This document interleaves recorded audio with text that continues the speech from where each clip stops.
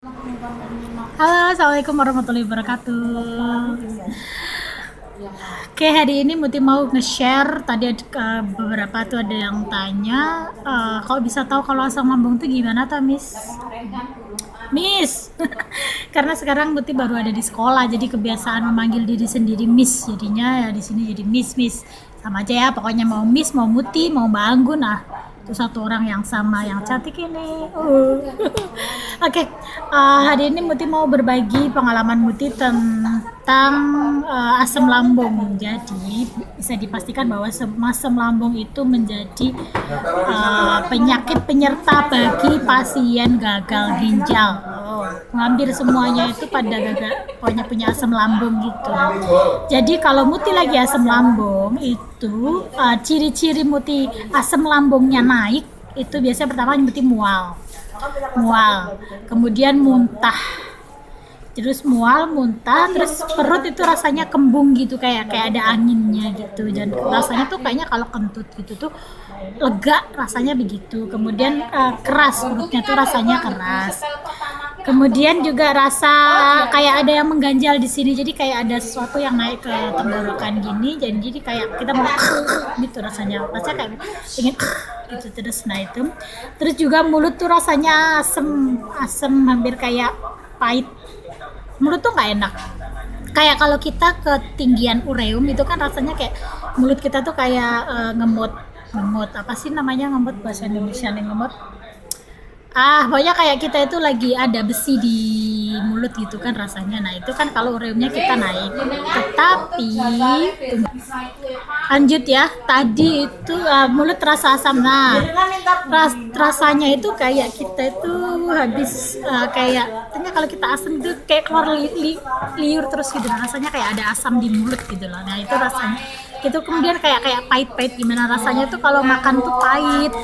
Nah itu terus juga apa tuh namanya kalau pas asam lambung naik itu rasanya itu tenggorokan tuh kayak panas gitu, kayak panas. Tenggorokan tuh memang rasanya kayak panas gitu, itu karena asam lambung kita udah naik sampai ke tenggorokan.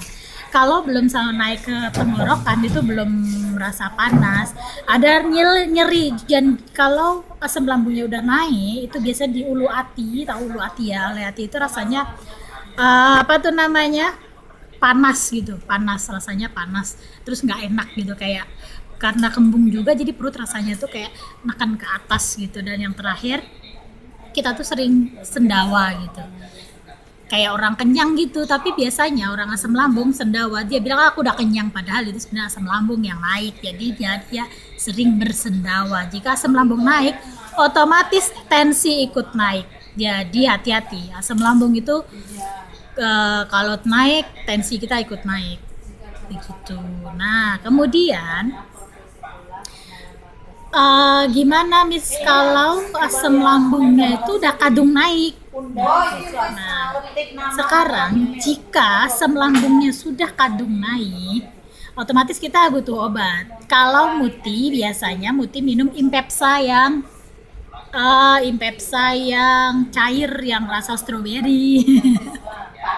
Itu Impepsa, ada yang kecil, yang besar 107.000 terakhir Muti beli ya, itu yang besar, dan itu habisnya akan lama karena kita minumnya kan 2 sendok aja sekali minum pagi dan mau tidur, supaya untuk melapisi itu jika asam lambungnya sudah naik. Atau banyak obat-obat yang bisa menurunkan asam lambung, contohnya misalnya ada omeprazol, ada lansoprazol, kemudian ada juga ranitidin sudah tidak ada lagi karena ranitidin itu sudah di-ban atau dilarang karena katanya menyebabkan kanker. Jadi bisa setiap hari kita itu sedia lansoprazol atau omeprazol supaya kita kalau pas asam lambung naik itu bisa diatasi dengan cepat. Dan gimana Miss kiat-kiatnya supaya asam lambung tidak kambuh? Nah ini yang susah karena pasien COPD itu identik dengan makan. Gimana? Maksudnya pasien COPD itu makannya tuh harus banyak sih, karena kita kan 2 kali orang sehat kan harusnya makan proteinnya. Makanya kalau orang CAPD kalau makannya tidak bagus itu sudah susah, nanti susah itu kan, banyak keluhannya. Cuman dari makan yang males itu nanti keluhannya banyak. Nah nanti Muti akan coba jelaskan apa hubungannya pasien COPD dengan makan gitu ya. Nah sekarang kiat-kiatnya supaya asam lambung tidak naik.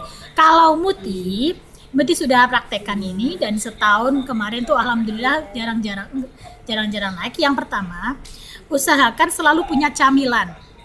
Camilannya itu ya camilannya itu jangan yang misalnya keripik-keripikan gitu, enggak, tapi camilan yang berat. Contohnya kan bisa ada biskuit, yang biskuit-biskuit gitu, atau yang roti, atau sedia selalu roti tawar gitu, atau roti sejenisnya, tapi roti itu sediakan itu selalu.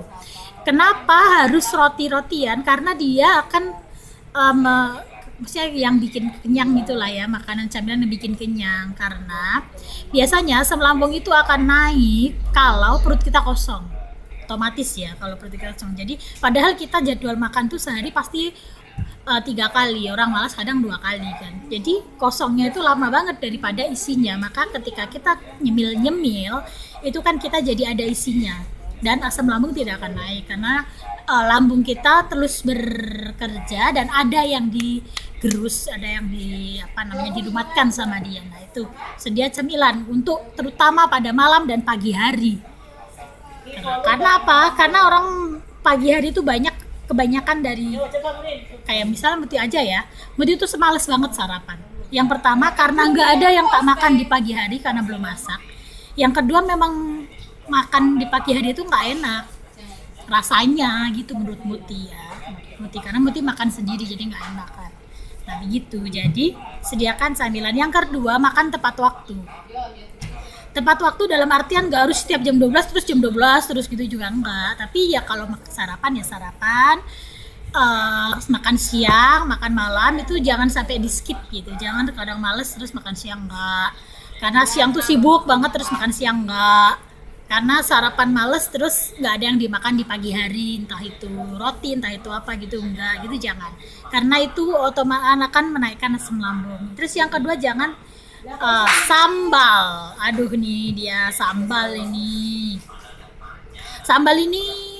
kayak Muti pun sekarang porsi kepedasan cabe, maksudnya makan pedas itu sudah berkurang jauh dari dulu tuh.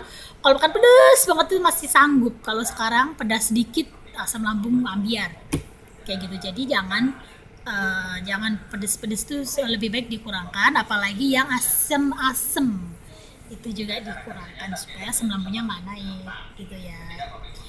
Nah sudah sampai ke kiatnya. Sekarang yang terakhir nih, akibat dari asam lambung. Yang paling parah asam lambung itu kematian otomatis, kita nggak usah ngomongin itu, jelas ya.